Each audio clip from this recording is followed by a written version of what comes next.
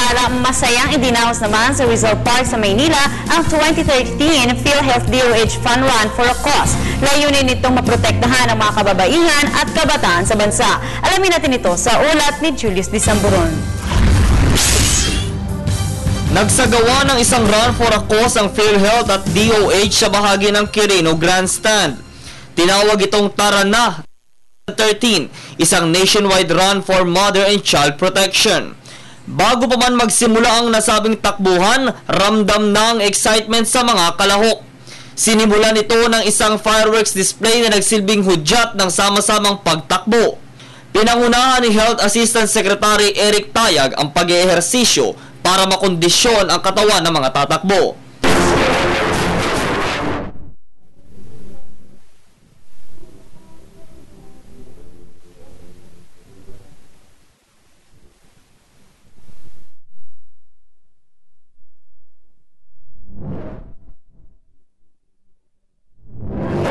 Sabing DOH PhilHealth 2013 run, inaasahang 90,000 katao magtitipon-tipon sa lugar na ito.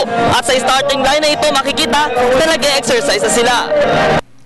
Namataan sa nasabing fun run ang ilang matataas na opisyal ng pamahalaan gaya nina MMDA Chairman Atty. Francis Tolentino, Health Secretary Enrique Ona, Civil Service Chairman Francisco Duque III, miyembro ng Philippine Volcano Wolf, at ilang mga opisyalis sa larangan ng medisina.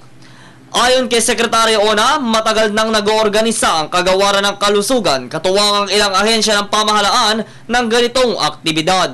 Hindi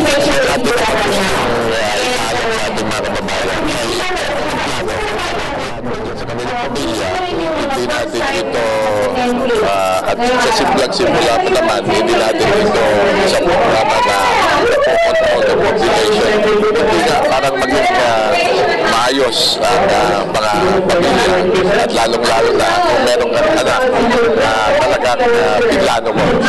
Dagdag pa niya, ito ay bilang bahagi ng kasabay ng ika-18 anibersaryo ng PhilHealth sa temang Synergy for Universal Health Care.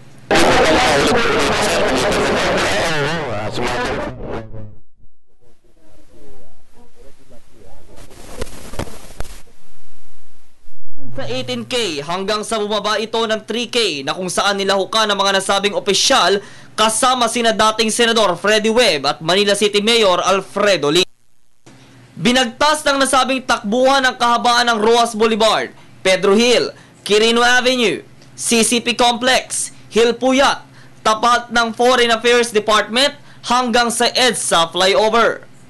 Mag-uumaga na nang makabalik ang ilang mga early bird sa takbuhan. Sila mga mabibilis na nakatapos ng lap. Marami naman sa mga nakilahok ang natuwa sa kanilang pagsali sa nasabing takbuhan, kahit ang ilan sa kanila ay unang beses pa lamang lumahok dito. Pero masaya to, masaya. Masaya po. So sir, yun po bang pagsali po niyo dito is organization po ba kayo sumali po?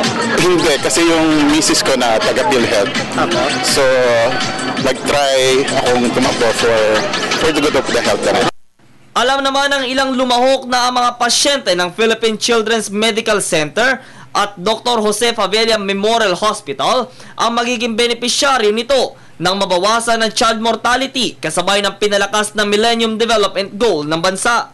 Itong takbo namin ay naalay namin para sa inyo. Naway sana itong pagtakbo namin ay makatulong at maging makapag sa inyo. Sila mga mananakbo na mas piniling makiisa sa proyektong ito. Napagod man sila mula sa pagtakbo, sulit naman ito'y para na rin sa ating mga kababayan na makikinabang ito. Nag-uulat mula pa rin dito sa Quirino Grandstand at para sa Telebisyon ng Bayan, ako si Julius Disamburon.